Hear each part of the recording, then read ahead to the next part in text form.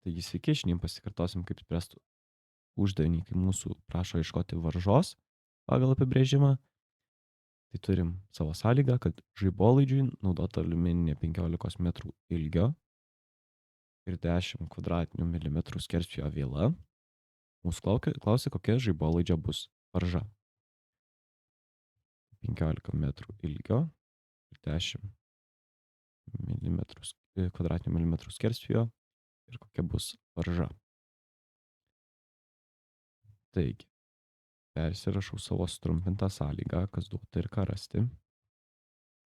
Žinau, tai manęs L, ilgi žymi L, jis yra 15 metrų.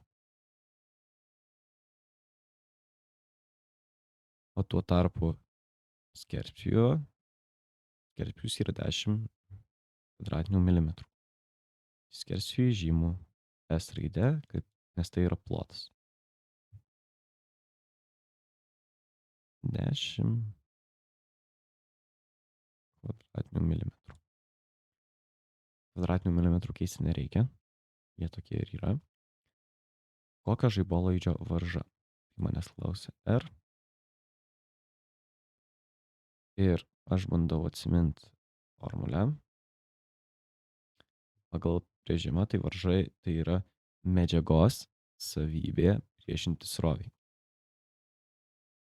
Tai reiškia, man svarbi yra medžiaga, kad tai yra aliuminis. Tada pasižiūriu į lentelę, kad aliuminis turi savitąją varžą. O jo savitoji varža yra 0,028. Pasirašau, savitoji varža žymima Rho raidė.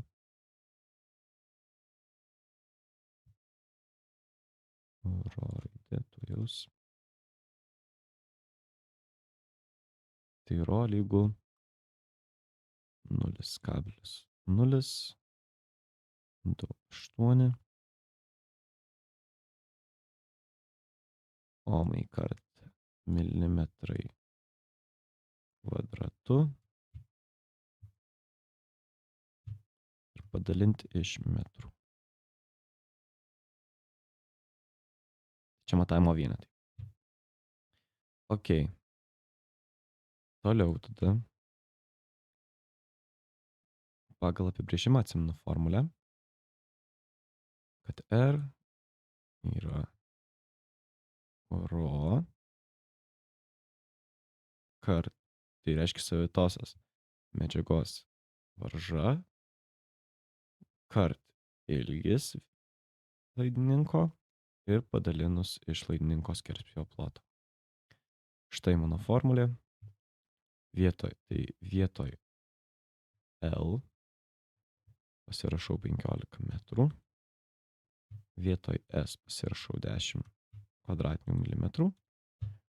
O vietoj Rho pasirašau 0,028 ohmai kart milimetrai kvadratu padalinti iš metrų. Praeisiu į apačią, kad R lygu 0,028 kart 15 padalinta iš 10. Įsivedu skaičius į skaičiuotuvą ir gausiu 0,042. Ir varžą atsimenu, kad matuojam ohmais, tai reiškia ohmų. Reiškia tiek va gavau ohmų. Labai mažai. Bet suskaičiau. Tai va, tikiuosi atsimenu. Ir tada parašau atsakymą. Vos nepamiršau. Atsakymas. R lygu 0,042 ohmai. Primenu, kad čia buvo ro, čia buvo S, o viršui buvo L.